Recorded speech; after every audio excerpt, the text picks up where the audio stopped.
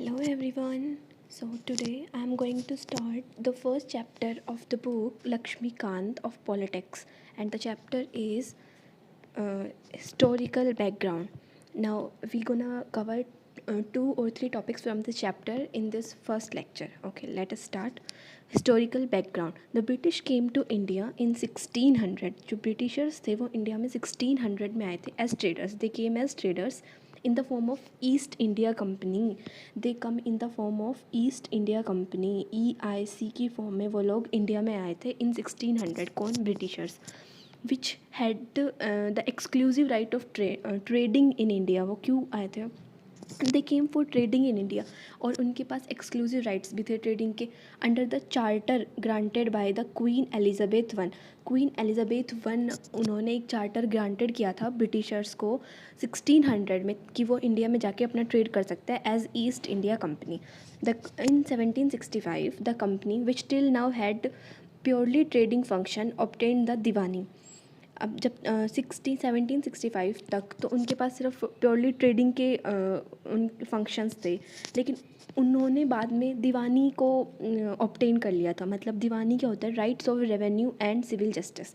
They have the rights to revenue and civil justice. 1765 में हुआ था ये सब कुछ. ठीक है. Now civil justice of Bengal, Bihar and Odisha. These three were the जहाँ पे these three states जहाँ पे उनको these three states were that जहाँ पे उनको सिविल जस्टिस और रेवेन्यू यानी कि दीवानी के राइट्स मिल गए थे. तो this started its career in as a territorial power. तो उन्होंने अपना कैरियर स्टार्ट कर दिया एज ए टेरिटोरियल पावर, क्योंकि पहले तो वो ओनली ट्रेडिंग करने आए थे. उसके बाद उन्होंने 1765 में they got the rights to of Diwani, मतलब rights of revenue and civil justice. कहाँ पे? बंगाल, बिहार एंड उड़ीसा में. तो उनका कैरियर स्टार्ट हो गया as a territorial power. Then in 1858 in the wake of sepoy mutiny the British crown assumed direct responsibility for the governance of India. यानी कि 1858 में in the wake of sepoy mutiny तो British के जो crown थे उन्होंने direct responsibility ले ली थी इंडिया को गवर्न करने की. यानी कि 1858 में वो डायरेक्ट रिस्पॉन्सिबिलिटी ले चुके थे कि हम इंडिया को गवर्न करने वाले हैं. This rule continued until India was granted independence on 15 अगस्त 1947. उन्होंने इंडिया को रूल किया था कब तक? 15 अगस्त 1947, जब तक इंडिया को इंडिपेंडेंस नहीं मिल गई थी.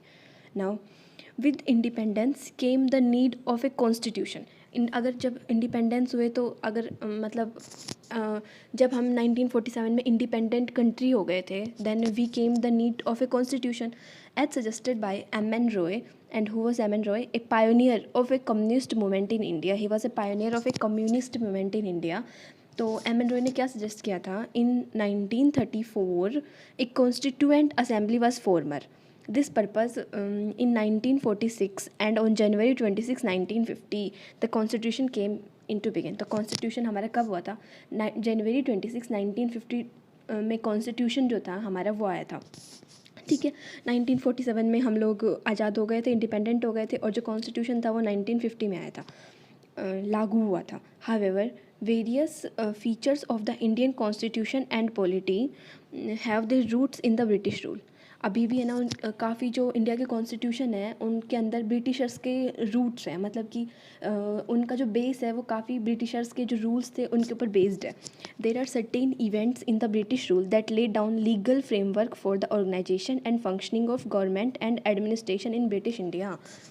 तो this is easy. Then these events have greatly influenced our constitution and polity. हमारा जो कॉन्स्टिट्यूशन और पॉलिटिक्स था उनके अंदर ब्रिटिश के जो इवेंट्स थे उन्होंने काफ़ी अपना इन्फ्लुएंस किया है, काफ़ी उनका हाथ रहा है. They are explained here in a chronological order. Now see first rule जो था that is, let us change the colour. Okay, the company rule. Now the company rule जो था वो 1773 से 1858 के बीच में चला था. ठीक है. 1947 में हमें आज़ादी मिली थी और ये चला था 1773 से 1858 के बीच में. अब इसके अंदर 1773 में क्या हुआ था, उसके बाद बाकी जितने भी ईयर्स हैं उसके बीच में, यानी इन दोनों इस साल के बीच में 1773 से 1858 के बीच में क्या क्या हुआ था, we gonna study about this. Okay, now first regulating act of 1773, first ही हो गया, रेगुलेटिंग एक्ट हो गया 1773 में, they made a regulating act. This act is a of great constitution importance. ये जो एक्ट था इसका कॉन्स्टिट्यूशनल इम्पोर्टेंस बहुत ज़्यादा था। कैसे? As it was the first step taken by the British government to control and regulate the affairs of East India company. ये पहला एक ऐसा स्टेप था जो कि ब्रिटिश गवर्नमेंट ने लिया था, क्योंकि they want to control, now they want to control the East India company. East India company कौन सी थी? जो ट्रेडर्स के फॉर्म में 1600 में इंडिया में ट्रेड करने के लिए आई थी। क्वीन एलिजाबेथ से उन्होंने चार्टर ग्रांटेड किया था, राइट। नाउ जो ब्रिटिशर्स थे उनका फर्स्ट स्टेप था ये, this was their first step, और वो रेगुलेट करना चाहते थे ईस्ट इंडिया कंपनी को। Okay, be it recognised for the first time the political and administrative function of the company.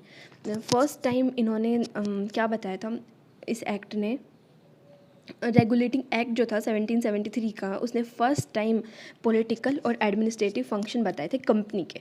Now see it led to the foundation of central administration in India. इसकी वजह से हमारा पहला central administration आया था India में।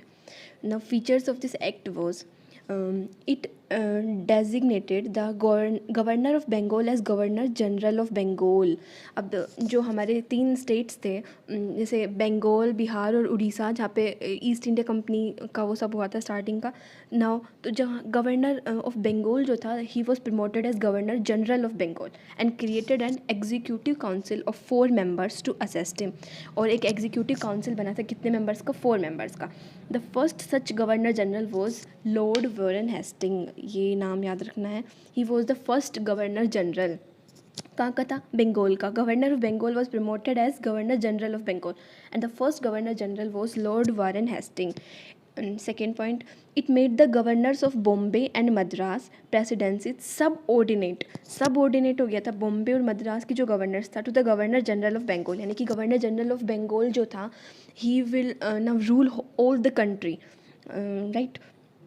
Unlike earlier, पहले की तरह नहीं था, way the 3 presidents were independent of one another. पहले की तरह बॉम्बे, मद्रास और बंगाल के जो गवर्नर्स थे, they were independent, they can do their all on works, right.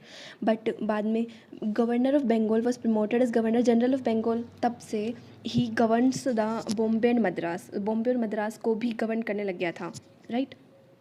Now it provide for the establishment of supreme court at Calcutta. ये तो पहला सुप्रीम कोर्ट बन गया था इसी एक्ट के चलते चलते, रेगुलेटिंग एक्ट के चलते, इन कलकत्ता। और कहाँ बना था? 1774 में। कब बना था? सॉरी, कलकत्ता में बना था सुप्रीम कोर्ट फर्स्ट, और 1774 में बना था। Comprising 1 chief justice and 3 other जजेस। सॉरी, इसमें क्या हुआ था? फर्स्ट जो सुप्रीम कोर्ट था उसके अंदर 1 चीफ जस्टिस था और 3 अदर जजेस थे। Now fourth point is it prohibited the servants of company from engaging in any private trade. कोई भी प्राइवेट ट्रेड से एक्सेप्टिंग प्रेजेंट्स या ब्राइब्स जो भी था नेटिव्स यानी कि आसपास वालों से, उन्होंने प्रोहिबिट कर दिया था, यानी कि वो नहीं कर सकते। जो सर्वेंट्स थे कंपनी के, वो अपने आप को प्राइवेट ट्रेड के अंदर इंगेज नहीं कर सकते थे। Fifth, it strengthen the control of British government over the company by requiring the codes of director. Britishers ये सब क्यों कर रहे थे? Because they want to govern, मतलब उनका काम तो था, they want to rule over all India, लेकिन वो ईस्ट इंडिया कंपनी को भी रूल करना चाहते थे। इसलिए उनका अलग से जो था ये सब चल रहा था कि कंपनी रूल्स वगैरह बनाए जा रहे थे कि अब वो बाद, मतलब जो कंपनी के वाले हैं वो प्राइवेट ट्रेड्स नहीं कर सकते हैं वगैरह वगैरह। इसीलिए थे ताकि because they want to rule East India company, उनका वो चाहते थे कि ईस्ट इंडिया कंपनी को भी हम रूल कर लें। तो उन्होंने क्या करा था? Control the government over the company by requiring the court of director, governing body of the company, to report its revenue, civil and military affairs in India, right now। उसके बाद आया पिट्स India act of 1784। What was Pitt's India act of 1784? इसके अंदर क्या हुआ था? ये जो एक्ट था, ये जिसने दिया था दैट, उसको बोला जाता है पिट्स द यंगर। क्यों बोला जाता है? बिकॉज पहले वाले जो नाम थे वो सबका नाम ऐसे रखा था, queen Elizabeth 1, queen Elizabeth 2, like this, है ना। तो पिट्स द यंगर था, मतलब कि ताकि पता चल जाए कि फादर कौन है, बेटा कौन है। तो यंगर मतलब उसका बेटा, यानी कि उसने ये सब किया था। तो पिट्स इंडिया एक्ट ऑफ 1784 में हुआ था। In a bid to rectify the defects of Regulating Act of 1773, the British Parliament passed the Amending Act of 1781. यानी कि वो जो डिफेक्ट थे, उन्होंने बोला ब्रिटिशर्स ने कि हमारे जो पहला जो एक्ट बना था रेगुलेटिंग एक्ट ऑफ 1773, उसके अंदर जो भी डिफेक्ट्स थे हम उन सबको ओवरकम करने के लिए we are making an another act, amending act of 1781, जिसको also that was also known as act of settlement, यानी कि we gonna do the settlement. The next important act was Pitt's India act of 1784. This is an important act. क्या हुआ था इस, what were the features? It distinguished between the commercial and political functions of the company. It distinguished between the commercial and political functions of the company. कि जो company है उसके जो commercial functions हैं और पॉलिटिकल फंक्शंस है, that वो उन्होंने उनको डिस्टिंग्विश कर दिया था. यानी कि दोनों फंक्शंस अलग अलग मेंबर्स या अलग अलग पीपल जो है वो करने वाले हैं. Second, it allowed the court of director to manage the commercial affairs. यानी कि कमर्शियल अफेयर्स को कौन मैनेज करने वाला है? Court of director. COD would manage the commercial affairs but और उन्होंने क्या किया? Created a new body called board of control to manage the political affairs. Board of control BOC ये जो था, this gonna manage the political affairs, और COD court of director gonna manage the commercial affairs. Thus it establish the system of double government. इन्होंने double government लगा दिया था कि COD will manage the commercial affairs और BOC will manage the political affairs. तो this forms the double government. Now third point, it empowered the board of control to supervise the direct all operations of the civil and military government और revenue of the British possession in India. कि इन्होंने एक board of control BOC को एक supervise कर दिया था कि वो डायरेक्ट सारे के सारे ऑपरेशंस देखेंगे सिविल और मिलिट्री गवर्नमेंट के, और यानी कि they can rule, BOC can rule the rule or supervise all the operations of civil and military government and revenue the British possession in India. Thus, the act was significant for two reasons. What were the two reasons? First, the company's territories in India were the first time called the British possession in India. This was the main. This is the main British possession in India. पहली बार company के जो territories थे India में उनको British possession in India बोला गया था. And secondly, the British government was given the supreme control over the company affairs and it administration in India. तो ये क्यों किया गया था Brits India act? Because they want to rule over East India company. East India company उनके बाहर, मतलब कि ईस्ट इंडिया कंपनी अपने अलग से ट्रेड करने आई थी, but they want to rule that East India company too. तो इसलिए उन्होंने ये पिट्स इंडिया एक्ट लगाया था. और उन्होंने क्या बोला कि हमने जो रेगुलेटिंग एक्ट में जो जो डिफेक्ट किए थे वी गोना, मतलब हम उनको ठीक करने वाले हैं in this act. But this act was just for, ताकि वो बताना चाहते थे कि who will own our country. तो इसलिए उन्होंने ईस्ट इंडिया कंपनी के ऊपर भी सारे के सारे लगा दिए थे. क्या कि ब्रिटिश गवर्नमेंट को सारा का सारा सुप्रीम कंट्रोल हो गया था सारी की सारी कंपनी अफेयर्स पे और उसके एडमिनिस्ट्रेशन इन इंडिया.